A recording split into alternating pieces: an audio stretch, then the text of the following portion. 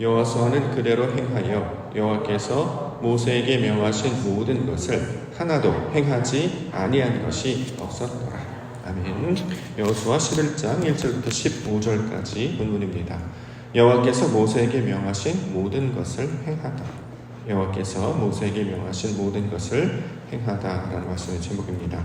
15절 말씀 먼저 보겠습니다. 15절 여호와께서 그의 종 모세에게 명령하신 것을 모세는 여호수아에게 명령하였고 여호수아는 그대로 행하여 여호와께서 모세에게 명하신 모든 것을 하나도 행하지 아니한 것이 없었더라. 자, 이렇게 증거하고 있습니다. 자, 하나님께서 모세에게 말씀하시기를 이스라엘이 가나안에 들어가면 그들의 신을 섬기지 말라, 혼인하지 말라. 자, 이런 말씀들을 출애굽기 34장, 민수기 33장 등에서 각각 말씀하셨습니다. 자, 모세에게 명하신 모든 것이라고 하면 이제 결국 율법을 우리가 이해할 수 있겠죠. 하나님께서 모세에게 말씀을 주셨잖아요. 이걸 우리가 이제 율법이라고 부르는데 그 율법은 하나님의 뜻을 따르게 하시는 가르침이었습니다. 자, 이 모세를 통해 받았던 말씀, 그 율법을 여호수아는 하나도 남김없이 행했다. 자, 이렇게 증거하고 있죠. 말씀대로 행하는 것이 어떤 것인가를 여호수아와 이스라엘 백성들 통해서 설명하고 있습니다. 우리가 가장 먼저 찾을 수 있는 교훈, 하나님의 구원의 역사는 우리를 어떻게 변화시키시고 인도해 가시는가를 우리가 살펴볼 수 있는 것이죠. 자, 하나님께서 우리를 부르셔서 신앙생활이라고 하는 것을 하게 시작합니다. 자, 그러면 어떻게 하느냐? 신앙생활을 어떻게 하는 것이 좋은 것이고 어떻게 하는 것이 유익한 것이고 어떻게 하는 것이 하나님의 뜻인가? 오늘 여호수아가 감당했던 말씀처럼 하나도 남김없이 행하지 아니한 것이 없었다. 다시 말해 말씀을 온전하고 완전하게 준행하였다. 자, 이것을 우리 가운데 가르쳐주고 있는 것이죠. 신앙생활을 통해서 하나님의 일을 하나도 놓치지 아니하고 하나님의 말씀을 끝까지 최선을 다해 감당하는 말씀을 준행하는 자로 만드시는 것. 자, 이것이 우리 신앙의 내용이자 목적이 될 것입니다. 세상 일도 하다 보면 빠짐이 있어요. 네, 그럭저럭 넘길 때도 있고, 에이, 이 정도는 이럴 때도 있고, 또 살다가 그렇게 이제 우리가 늘 살아오게 됐죠. 물론, 철저한 성격을 갖고 계시는 분들은 이런 걸 놓치지 않고 다 감당을 하시겠습니다만, 대부분의 사람들은 100%, 10개, 10이면 10, 100이면 100, 내가 해야 될 일, 맡아야 할 일을 최선을 다해 감당하는 게 사실 쉽지는 않습니다.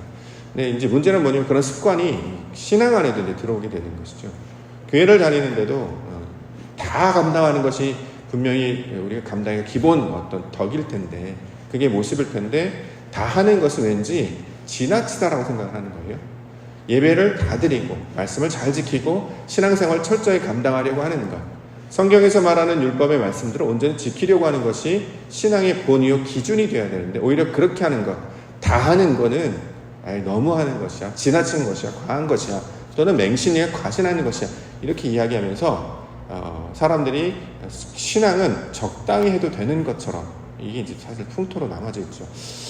제가 이제 한 10년 전, 20년 전 우리 교회를 하면 교회 전체적인 분위기가 열심을 다해가 사실 이렇게 방향성 태도였거든요. 그래서 새벽 예배도 되게 뜨거웠고 공예배도 되게 뜨거웠던 기억을 합니다. 근데 코로나 때문인가, 코로나를 지나오면서 전체적인 교회 분위기가 그래요. 교회 목사님들하고 얘기를 해봐도 교회 분위기가 예전에 비해 열기가 많이 수그러졌다, 태도가 많이 달라졌다. 코로나를 겪어보니까 그렇게까지 안 해도 설만하더라, 또는 그렇게까지 한들 뭐가 달라지는 이제 그런 인식들이 이제 넘쳐나면서 신앙 안에도 좀 아니한 모습들이 이제 들어오지 않았나라는 비판과 이야기들이 있습니다. 그런데 성경에서 주시는 말씀을 보면 구원을 받은 백성들이 신앙 앞에 어떤 태도로 살아가게 되느냐, 하나도 남김없이 철저하게 감당하는 모습으로 오히려 더 변화되게 된다라는 것이죠. 대표적인 증거가 바로 노아 아니겠습니까? 노아는 당대 의인이요 하나님과 동행하는 자였다. 그래서 완전한 자라고 칭함을 받았던 자였습니다. 그가 왜 완전한 자였는가? 그가 왜 의인이었는가? 그는 하나님이 주시는 말씀을 준행한 자로 소개하고 있기 때문에 그렇습니다. 대부분의 사람들이 말씀을 들어도 그럴 일이 생기겠어? 홍수? 심판? 그럴 일이 생기겠어? 들어본 적도 없고 겪어본 적도 없기 때문에 사람들은 그것이 실제로 벌어질 것은 예상하지 못했습니다. 그래서 하나님을 찾는 자도 구하는 자도 더 나아가 말씀을 따르는 자도 없었던 것이죠. 그런데 그 가운데 하나님 노아를 선택해 주셔서 은혜를 부어주시고 말씀을 주셨는데 사람이 은혜를 받으니까 어떤 일이 벌어지냐? 들리는 말씀대로 준행하더라. 그래서 만든 것이 무엇이었습니까? 방주였잖아요. 요즘에 비가 많이 와가지고 우리 교회 작년과 올해 방수를 아주 철저하게 해서 본당은 정말 그렇게 비가 많이 왔는데 물이 안 떨어져요. 되게 신기하거든요. 계속 매년마다 물이 조금씩 떨어져 왔기 때문에 올해 이렇게 물방울이 안 떨어지고 되게 신기해요. 그래서 와, 다 됐다라고 생각했더니 계단 쪽에, 입구 쪽에 또 어딘가 타고 들어오는 것 같아요. 그러니까 끊임없이 이것을 돌보지 않으면 이제 시간이 지나면 조금씩 더 낡고 틈이 벌어지기 때문에 누수가 생길 수밖에 없습니다. 자, 이게 만약에 교회나 집이었으면 망정이지 만약에 배라고 생각해 보십시오. 어딘가가 만약에 나무 하나는 되지 않는다거나 어딘가를 메꾸지 않으면 거기에 물 조금씩 새어 올라오지 않을까요? 지하철도 내려가 보면 습기가 여전히 올해도 올라오더라고요. 이렇게 한쪽 이쪽 방에 보면 벽에 물기가 꽉 차가지고 바닥에 물이 흥건합니다. 물론 올라오는 습기도 있습니다만 제가 보기에는 벽을 타고서 물이 새는 게 아닌가 이런 생각이 들어요. 근데 이 정도만 돼도 벌써 걱정이 되는데 요즘에 새롭게 지어지는 아파트, 좋은 브랜드 아파트인데 지어진 지 얼마 안 됐는데 비가 오나니까 막 이렇게 물이 샌다고 영상으로 가끔씩 뉴스를 접할 때마다 이제 깜짝깜짝 놀라고 방 안에서 물이 떨어지고 하죠. 얼마나 놀라겠습니까? 자, 우리가 사는 집이나 우리가 어떤 살고 있는 배도 그 하나를 잘 메꾸지 않으면 물이 새서 결국에는 시간이 지나면 다 무너질 수밖에 없고 침몰할 수밖에 없는 것이죠. 그래서 소위 말하는 마감을 굉장히 잘하는 것이 실력이다. 그래서 좋은 시공업체, 그래서 비싼 브랜드, 사람들이 그렇게 찾는 이유는 안전하고 마지막 하나까지 최선을 다하기 때문이겠죠.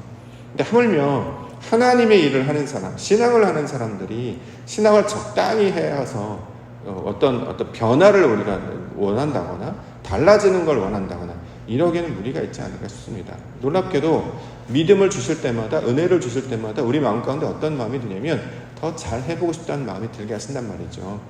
안 해봤던 기도도 하게 되고 또 예배도 나아가게 되고 또 말씀도 듣고 기억하죠. 연구도 하게 되고 또 주중에 성경책을 푼다거나 더 나아가면 어떤 다른 신앙서적도 도움이 될 만한 걸 찾는다든가 또는 신앙의 상담을 통해서 믿음의 지경이 넓어질 수 있도록 또 우리의 신앙이 좀 더 견고하게 세워지도록 우리가 열심을 낸단 말이죠. 그런데 이런 열심이 없이 빠짐이 있다고 하면 그것은 반석 위에 지은 집이 아니라 모래 위에 지은 집이 될 것이고 비바람이 무너지거나 풍수가 나면 무너질 수밖에 없게 될 것이었습니다. 이게 이제 우리의 과거의 신앙의 모습이었다면 하나님께서 우리를 부르셔서 예배하시는 것은 점점 완전함으로 나아가도록 그래서 빠짐이 없이 내가 하나도 남김이 없이 끝까지 다 감당해 보리라. 이것이 우리의 신앙의 가치와 목적이 되어야 할 것입니다. 한두 번 빠지는 것, 이것들, 그렇게까지 할 필요가 있어. 이것으로 점점 사람들이 세상이 냉소적으로 돼요. 그러면 참여하지도 않고 비판만 하게 된다는 거죠. 그 대표적인 문화가 바로 요즘 SNS라고 하는 핸드폰이 발달하다 보니까 유튜브라든가 인터넷이라든가 이런 이야기들이 많아지기 때문에 참여는 할 수 있는데 거기에 많은 사람들이 다는 소위 말하는 악플이라고 이야기하잖아요. 악플의 내용들을 보면 본인은 하지 않아요. 그런데 비판만 하는 거죠. 이게 맞다, 저게 맞다. 그러면서 상대의 어떤 마음을 해치려고 하는 것.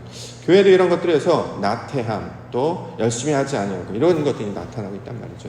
세상에서 그렇게 살던 자들을 우리 가운데 불러주셨는데 우리를 부르신 이유는 다시 말씀에 하나도 내가 남김없이 잘 감당하리라 라는 마음을 주시기 위하여 저희를 불러주신 줄 믿습니다. 특별히 하나님께서 우리 가운데 은혜 주셔서 점점 더 말씀을 감당하게 하시고 또 예배도 드리게 하시고 교회에 이제 다니게 되면 지켜야 될 것들 합의된 사항들이 몇 가지 있습니다. 왜냐하면 공동체이기 때문에 이것 돌아가도록 서로 이제 믿음의 선배들이 이렇게 하는 것이 교회를 건강하게 만드는 것이다. 그래서 일도 좀 나누고 그리고 성경에서 말하는 대로 이걸 다 지켜간다는 거죠. 예를 들어서 예배를 잘 못했던 사람이 예배를 철저하게 해 나아가는 것. 더 나아가 어느 정도 이제 어른이 되고 그러면 교회 재정적인 부분도 감당하기 위해서 성경에서 말하는 11조 뿐만 아니라 여러 가지 헌금에 관한 이야기를 하고 있을 때 예전에 이걸 되게 비판적으로 봤죠. 청년만 돼도 왜 이걸 해야 되느냐부터 시작해서 이게 혹시 옳으냐 그러냐. 그래서 거기 이제 소위 말해 실족해서 넘어지게 되면 비판의 사람으로 굉장히 냉소적이게 되고 이제 문제는 그렇게 되면 점점 마음이 떠납니다. 자기가 섬기는 교회를 몸된 교인처럼 여기지 않으면 손님처럼 여기기 때문에 그냥 왔다 그냥 가버리게 되는 거죠. 근데 우리를 손님으로 부르신 것이 아니라 주인 되게 하시려고 이 교회를 철저하게 감당하는 제사장이야 왕 같은 자가 되게 하시러 불러주셨기 때문에 점점 믿음의 지경이 넓어지게 되는 것. 자, 이것이 구원의 과정으로 우리를 받아들일 수 있어야 할 것입니다. 이전에 하지 못했던 것을 감당할 수 있으니 얼마나 좋겠습니까? 11조를 하지 못했는데 11조를 하는 사람이 됐어요. 그 액수가 얼마가 됐던 상관없이, 또는 그 능력이 얼마나 됐던 상관없이 나에게 직분을 맡겨주셔서 직분도 감당하게 하시고, 자, 이렇게 점점 지경이 넓어지게 되는 것이죠. 그래서 하나님의 일도 다 감당하게 하시는 것. 자, 이것이 오늘 여호와에게서 모세에게 명하신 모든 것을 여호수아가 그대로 행했다라는 말씀의 내용으로 우리 가운데 받을 수 있을 것입니다. 저에게 이 말씀을 적용해 보면 하나님께서 저를 이제 목회자로 또는 목회자 가정으로 불러주셔서 되게 주신 은혜와 감사가 뭐냐면 하나님의 일을 다 감당하게 하도록 마음과 몸을 움직이게 하신다라는 거죠.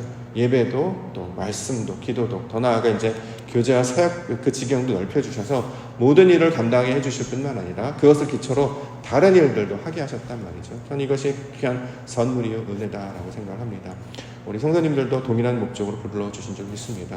몸된 교회를 아름답게 가꾸고 섬기는 일은 한 교회를 유익하게 하는 것뿐만이 아니라 하나님의 일을 철저하게 하게 하시는, 하나님의 일을 이렇게 하는데 하나님의 일도 이렇게까지 하는데 그럼 다른 일도 그런 일도 역시 여전히 다른 일 잘 감당하게 될 것이죠. 자, 이렇게 우리를 온전하게 만드시는 하나님의 사람들, 그 말씀을 잡고 나아가는 기도의 시간 되기를 원합니다. 자, 본문 내용들 보겠습니다. 두려워하지 말라. 6절. 여호와께서 여호수아에게 이르시되 그들로 말미암아 두려워하지 말라. 내일 이맘때에 내가 그들을 이스라엘 앞에 넘겨주어 몰살시키리니 너는 그들의 말 뒷발의 힘줄을 끊고 그들의 병거를 불사르라 하시니라. 자, 여호와께서 여호수아에게 말씀하셨어요. 두려워하지 말라. 근데 상대가 누구냐면 그 가나안 족속 연합적군이 이제 연합 족속들이 연합하여서 공격하고 있는 추세입니다. 그 앞구절에 보시면 병사가 얼마나 많은지요. 모래처럼 모였고 또 말도 있었대요. 말, 우리로 현재로 따는 전차에다 병거도 있었다는 거죠. 이스라엘 백성들은 말이 없었죠. 기껏해야 이제 나귀 정도 타고 조금 더 나가면 이제 노새 정도 탈 뿐이지 말은 없었습니다. 우리로 따지면 이제 최첨단 무기가 될 수 있는데 그렇게 사람도 많고 말도 있고 심지어 병거, 전차라고 말할 수 있는 그 무장된 군사들이 그것도 연합하여서 몰려오고 있으니까 얼마나 두렵겠습니까? 상대도 되지 못하는 그런 상황이었는데 지금 여호수아가 어떻게 감당합니까? 정말 두려워하지 아니하고 기습을 하기도 하고 그 말씀을 철저하게 지켜서 순종했다. 자, 이렇게 보고하고 있습니다. 8절에 여호와께서 그들을 이스라엘의 손에 넘겨주셨기 때문에 그들을 격파하고 큰 시돈과 미스로본 마임까지 추격하고 동쪽으로는 미스바 골짜기까지 추격하여 한 사람도 남기지 아니하고 쳐 죽이고 모래알과 같이 수많은 백성들을 한 사람도 남기지 아니하고 끝까지 감당했다. 자, 이것은 여호수아가 능력이 있어서 그렇게 했다기보다 하나님께서 여호수아를 그러한 사람으로 만들어 주셨다라고 우리가 이제 말씀을 받아야 된단 말이죠. 저와 여러분들도 그렇게 만들어 주실 거예요. 하나님 말씀을 주셨다면 그 말씀을 하나도 놓치지 아니하고 다 붙잡게 하시고 하나도 놓치지 아니하고 다 경험하게 하시고 하나도 놓치지 않고 잘 감당하게 하시는 일. 그래서 하나님께서 이것을 감당하라 라고 하면 최선을 다해서 감당하는 것이고 저것을 감당하라 라고 하면 저것을 최선을 다해서 감당하게 된다는 거죠. 자, 이렇게 맡겨진 일, 보내신 사역, 만나게 하는 사람, 이것에 모든 전심을 다하게 하시는 일, 바로 이것이 하나님의 사람 가운데 주시는 아버지의 능력이 될 줄 믿습니다. 그러므로 두려워하지 않게 된다는 거죠. 눈에 보이는 대로 이거 어떻게 우리 감당할 수 있을까? 그게 아니라 하나님 말씀하셨다면 능력도 주시고 힘도 주시고 이기게 해주실 것입니다. 그러므로 눈앞에 나타나는 것에 놀라지 아니하고 두려워하지 아니하고 오직 말씀에 순종하여 하나님 시켜만 주신다면 말씀만 하셨다면 내가 순종하며 반응하겠습니다. 이렇게 나아가는 우리 믿음을 우리 가운데 주시기를 소망하며 기도하는 우리 성도님들 되시기를 원합니다. 자, 모세의 말과 같이 진멸했다. 12절 말씀. 여호수아가 그 왕들의 모든 성읍과 그 모든 왕을 붙잡아 칼날로 쳐서 진멸하여 바쳤으니 여호와의 종 모세가 명령한 것과 같이 하였다. 자, 말씀대로 진멸했다. 칼날로 진멸하다 라는 말의 개념은 우리가 살펴본 적이 있는데요. 성경에서 칼로 진멸하다라고 하는 것은 무슨 뜻이냐면 말씀의 검으로 우리의 옛 습관들, 우리의 성품들을 끊어내고 잘라내는 것을 가리키고 있는 말입니다. 모양으로는 사람을 죽이는 것을 우리 가운데 보여주셨어요. 그림으로는. 근데 그 의도는 무엇이냐면 우리의 옛 성품이 있단 말이죠. 가나안과 같은 성품, 애국과 같은 성품이 여전히 남아져 있기 때문에 그 왕이 되려고 하는, 말씀을 붙따르지 아니하고 자기 스스로 주인이 되려고 하고 왕이 되려고 하는 그 육신적 본성을 따르려고 하는 그 육신적 본성을 하나님의 말씀의 검으로 찔러 쪼개어 자르는 것을 가리키고 있는 말입니다. 자, 그렇게 모세의 명령과 같이 온전하게 감당했다. 자, 이렇게 이야기하는 것이죠. 우리 가운데 주시는 말씀으로 적용을 한다면 우리가 원래 가지고 있는 그 소위 말하는 습관적으로 생각하는 반응들 있잖아요. 이게 생각해 보시면 잘 안 사라져요. 우리게 어떤 사건을 만나거나 어떤 상황을 만나거나 어떤 사람들 만났을 때 대응하는 반응을 보면 원래 하던 방식으로 늘 익숙한 방식으로 하기 마련입니다. 그래서 이것을 신경 쓰지 않으면 말도 툭 나가버리고 행동도 툭 나가버려요. 그래서 늘 우리는 이걸 다스릴 수 있어야 된단 말이죠. 하나님께서 기뻐하시는 뜻이 무엇인지를 우리가 고민하고 연구하고 이거를 다 가다듬지 않으면 말도 함부로 나가고 행동도 함부로 나가고 그러다 보니까 상대방을 배려하기보다는 자기에게 유익한 대로, 자기에게 익숙한 대로 반응하는 경우가 훨씬 더 많습니다. 자, 그런데 하나님께서 그 말씀으로 이것을 끊어낼 것을, 다스릴 것을 말씀하고 있습니다. 예를 들어서 우리에게 나타나는 습관들은 이제 부정적인 습관들, 뭐 이렇게 보면 항상 안 돼, 이렇게 놀라는 습관들, 부정적인 습관들, 또는 그것을 비판하려고 하는 습관들, 잘 될지 안 될지는 아무도 모릅니다. 그렇죠? 하나님께서 어떻게 하실지는 아무런 몰라요. 그런데 우리는 그걸 뭘로 받습니까? 말씀으로 받는 것이죠. 하나님 음성을 받으면 선을 이루시는 하나님의 능력을 바라보는 것이지, 이 일이 잘 되면 어떻게 될 것이냐, 이게 어떻게 예를 들어서 상을 의자를 이곳에 놓으면 어떠냐, 저곳에 놓으면 어떠냐, 이렇게 놔도 되고 저렇게 놔도 돼요. 다만 그 과정을 통해서 아버지의 뜻이 무엇인지를 우리로 훈련시키는 것이기 때문에 항상 그 연습들을 우리가 할 수 있어야 된다라는 거죠. 이 연습이 되어 있으면 세상에 나아갔을 때도 낯선 일을 만날 때 우리가 불편해하지 않아요. 우리가 왜 힘들어하냐면 해보지 않았기 때문에 불안해하는 거잖아요. 또 어떤 일이 벌어질지 모르기 때문에, 그런 일의 평가가 나타날 것 때문에 염려하거나 근심한단 말이죠. 그런데 하나님께서는 두려워하지 말라. 자, 다만 우리 마음 가운데 차오르는 옛 습관들, 본성들을 끊어낼 것을 우리 가운데 가르쳐주고 있습니다. 그러면 이걸 이제 자리로 묘사를 하면 내 생각에서 벗어나 하나님의 뜻 가운데 나아가는가, 그래서 성전에 올라가는 모양과 똑같이 말씀을 따라가는 것으로 백성들이 변화되게 된다라는 거죠. 그러면 어디로 가든지 이기게 해 주실 줄 믿습니다. 무엇을 하든지 하나님 능히 감당하게 해 주실 줄 믿습니다. 낯선 사역이, 낯선 업무가, 낯선 사람들을 만난다 할지라도 결코 두려워하지 않게 하여 주시옵소서. 왜냐하면 우리 하나님께서 함께 하시고 감당할 능력도 주실 것이기 때문입니다. 이 말씀을 붙들고 세상 가운데 나아가 아버지의 말씀을 능히 감당하고, 또 여호수아처럼 놓치지 아니하고 감당할 때 온전한 방주, 또 하나님께서 말씀하시는 새 예루살렘 성의 모습을 갖추게 될 줄 믿습니다. 이 말씀을 붙잡고 오늘도 말씀과 동행하며 믿음 가운데 살아가시는 우리 믿음의 하루 되시기를 주님의 이름으로 간절히 축원합니다. 기도하겠습니다.